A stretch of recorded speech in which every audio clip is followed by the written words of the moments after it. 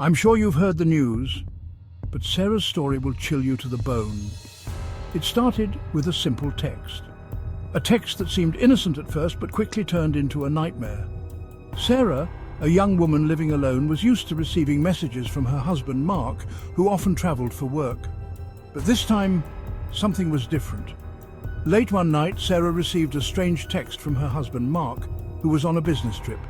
It read, "I'm back home early, let me in." Confused, she glanced at the clock. Mark wasn't due back for 2 more days. She felt a shiver run down her spine. Why would he be back so soon without telling her? She decided to text him back to clarify. Fighting off a chill, she texted back, "What do you mean? Where are you?" The reply came almost instantly. "I'm at the door. Let me in." Her heart began to race. She knew something was off. Mark always called her when he was on his way home. Why would he just show up unannounced? She decided to check the front door. Heart racing, she crept to the front door and peered through the peephole. There stood a man. But it wasn't Mark.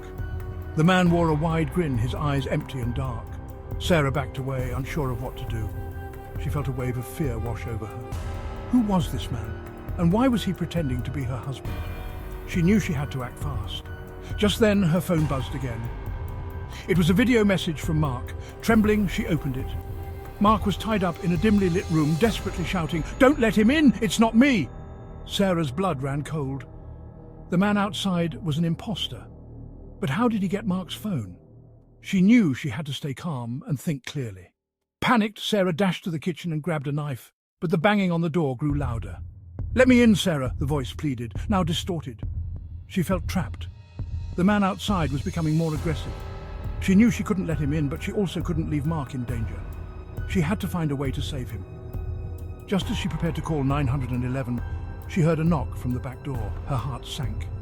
"Please, I'm begging you, let me in." It was Mark's voice again.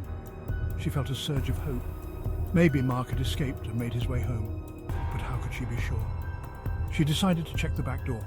In that moment, she realized the horror. One of them was lying, and she had to choose. She felt torn.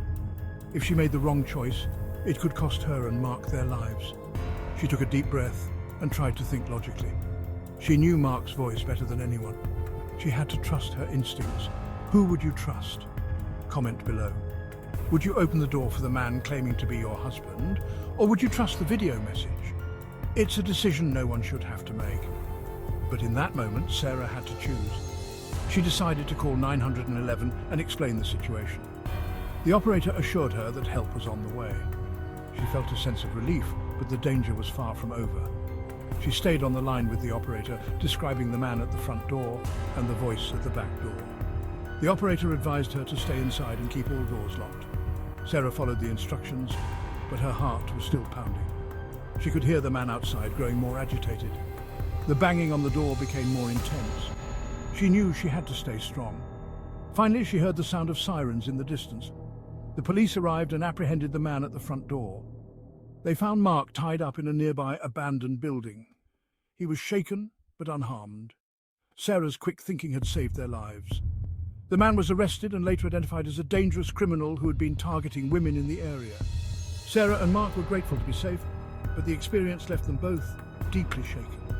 They knew they would never forget that terrifying night. And neither will we. So the next time you receive a strange text, remember Sarah's story.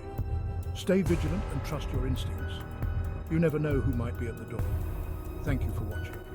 Don't forget to like, share and subscribe for more chilling stories. And as always, stay safe.